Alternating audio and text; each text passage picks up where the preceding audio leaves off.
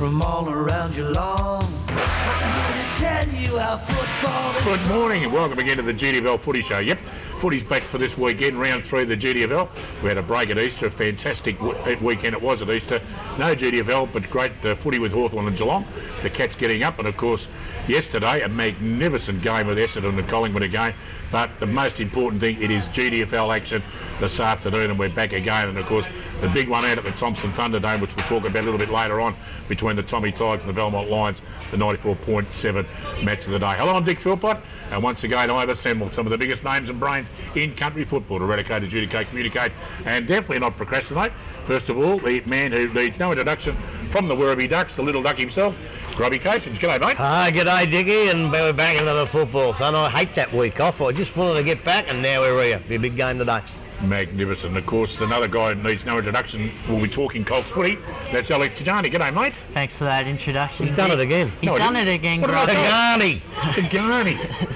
It's no problems. You speak about Colts football. There's one game happening as we speak, Yep. but I'm looking forward to hearing from the experts themselves about the seniors this weekend. All right. Well, while you're talking about Colts footy, Alex, what about telling us what's going on this afternoon?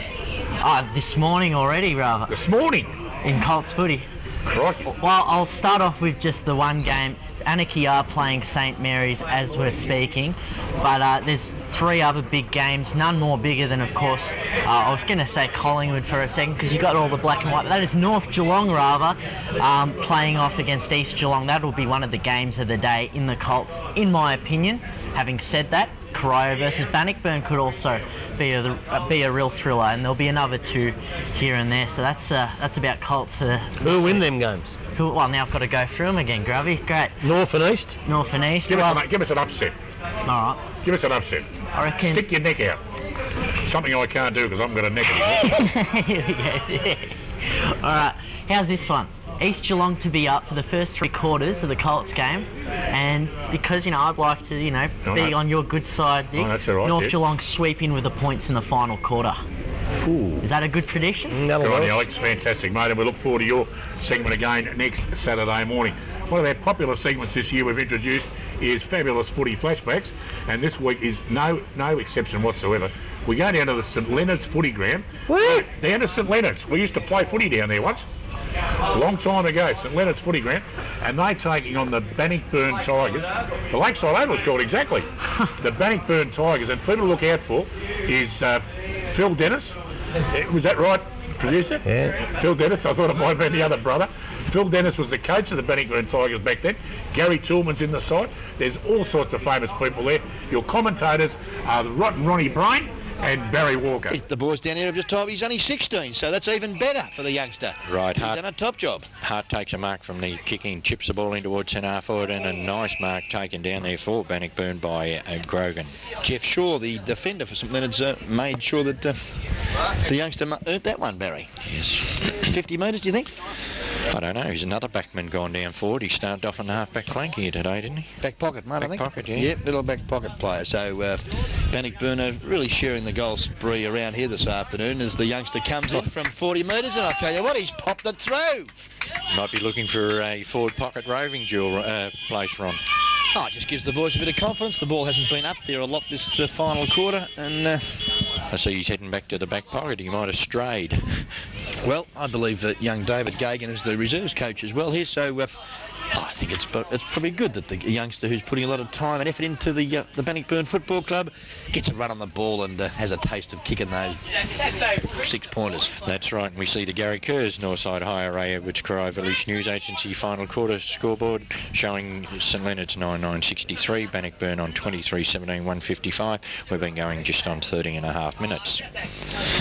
Well, the bounce of the ball. Yes, I'll just slip in there, Barry, give you a spell, son. The old tongue's hanging out as Terry Hart caught with the football for mine. Play's allowed to continue. We see that support's been given there by young Shane McWilliams. The ball now spills free to where a quick kick there up to half forward. Jimmy Ritchie couldn't see the footy on that occasion and was well beaten by the back pocket player David Gagan, who just kicked that last 6-pointer. Whoops, the daisy, Terry Hart. You better be careful about that, son, because he could have lost the footy. Goes short and finds Gagan over the top with hands to Hart. Hart's hand pass, though, an ineffective one. run. It trundles on though, where Stewie Pickering threads his way through the traffic, gets onto that loping left foot of his, the left foot pass in front of his teammate there, and good football there from the youngster. The interchange player, is it Andrew Osborne, is on the ground for Bannockburn. But, well, the Tigers just mucking around with it a little bit too much. Barry has let the St Leonard's boys in, and a quick kick up there by young Mark White, who's done well, to half forward. Oh, Richie's popped one, a good one, hip and shoulder too there from free kick. McDonald. And, well, I thought that was pretty fair and square for mine. Might have been a bit high, I think, copped him round a year, but it was a fair bump. Well, Jimmy Ritchie doesn't mind because he's got possession, and he's had a few of those this afternoon, Barry. Yes, he has. Well, he's only a youngster too, by the looks of him. He's popped it onto his boot. It turns out to be a mongrel punt. Up there looking, couldn't take the overhead grab. There was young number 17 there is Andrew Clancy. The ball comes to ground. Players going in pretty strongly still for the leader, and I think you'll find that umpire there in Peter Dool will call for a bounce down some 30 metres from the St Leonard goal, and 32 and a half minutes have gone, Barry, this final quarter. The bouncing ball sees it, good football from Clancy, gets the ball down, but it's well sharked there by that young St Leonard's player, but loses it under pressure, and that was Dean Hoare.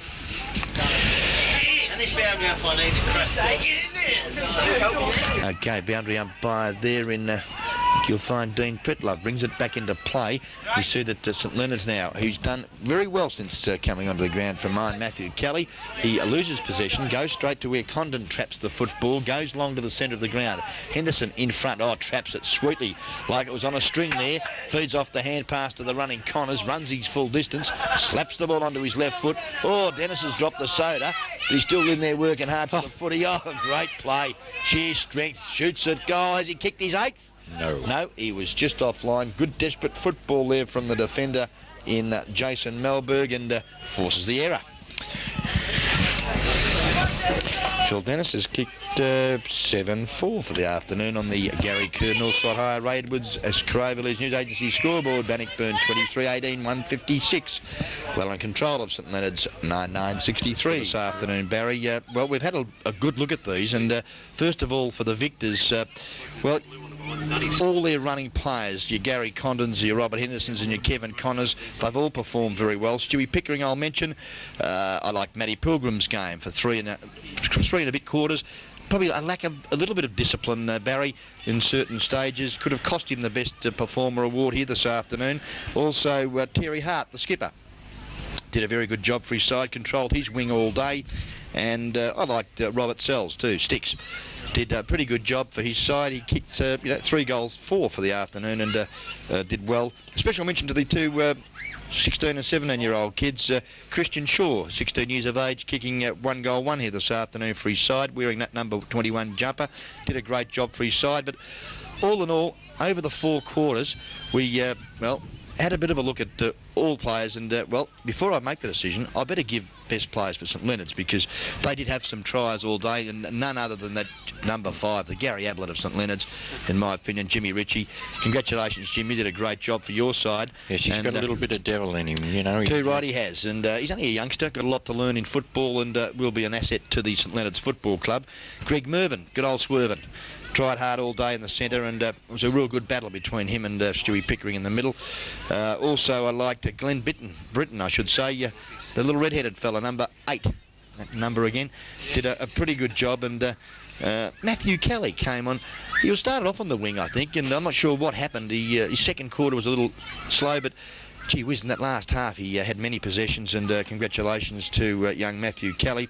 And a special mention to the long-headed little fella, number 27, Brett White. Started off in the forward line, did a bit of work in defence, played pretty well all day for his side. And, well, all in all, just not quite enough runners. Bannockburn and Phil Dennis. He's got his, you know what his nickname is? No, I don't. Filthy Phil.